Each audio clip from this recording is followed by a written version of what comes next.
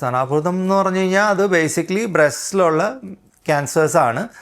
അപ്പോൾ ഇനീഷ്യലായി presentation majority എല്ലാ പേഷ്യൻസിലും കണ്ടുവരണ എങ്ങനെയാണ്, ചിലപ്പോൾ ഒരു മുഴയായിട്ട് വരും, ചെറിയൊരു മുഴ ഇംപെർസെപ്റ്റബിൾ ആയിരിക്കും. അത് ചിലപ്പോൾ സെൽഫ് എക്സാമിനേഷൻ ചെയ്ത് കഴിഞ്ഞാൽ നന്നായി നോക്കിക്കഴിഞ്ഞാൽ മനസ്സിലാവുള്ളൂ. പക്ഷേ എന്നാലും കുളിക്കുന്ന സമയത്തോ എന്തെങ്കിലും ഒരു സെൽഫ് എക്സാമിനേഷൻ ചെയ്യുന്നതിന് ചിലപ്പോൾ പിക്കപ്പ് ചെയ്യാൻ പറ്റും.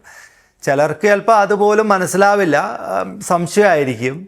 എന്താണെങ്കിലും ഒരു age group, especially family history background ഉണ്ട് അല്ലെങ്കിൽ തന്നെ സംശയം ഉണ്ടെങ്കിൽ ഒരു ഡോക്ടറിൻ്റെ അടുത്ത് പോയി കാണിക്കുന്നത് നല്ലതാണ്. ഒരടുത്തുള്ള ഒരു സർജൻ, ഓങ്കോളജിസ്റ്റ് തന്നെ ആവണമെന്നില്ല, സർജൻ ആരെങ്കിലും ആണെങ്കിലും പിക്കപ്പ് ചെയ്യും.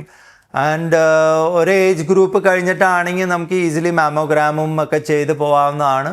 ഏർലി സ്റ്റേജ് ആണെങ്കിൽ നമുക്ക് ചെയ്യാൻ പറ്റുന്ന ട്രീറ്റ്മെൻറ്റ് സർജറി, പിന്നെ ആവശ്യമുണ്ടെങ്കിൽ റേഡിയേഷൻ കൊടുക്കണം, അത് കഴിഞ്ഞിട്ട് ആവശ്യമുണ്ടെങ്കിൽ നമുക്ക് കീമോതെറപ്പി കൊടുക്കണം, പിന്നെ ഹോർമോണൽ ട്രീറ്റ്മെൻറ്റിന് പോസിറ്റീവ് ആണെങ്കിൽ ഹോർമോണൽ ട്രീറ്റ്മെൻറ്റ് കൊടുക്കാം, പിന്നെ ടാർഗറ്റഡ് തെറപ്പി എന്ന് പറഞ്ഞിട്ടുണ്ട്, അത് ആൻറ്റിബോഡി തെറപ്പിയാണ്, അത് കൊടുക്കാം ആവശ്യമുണ്ടെങ്കിൽ.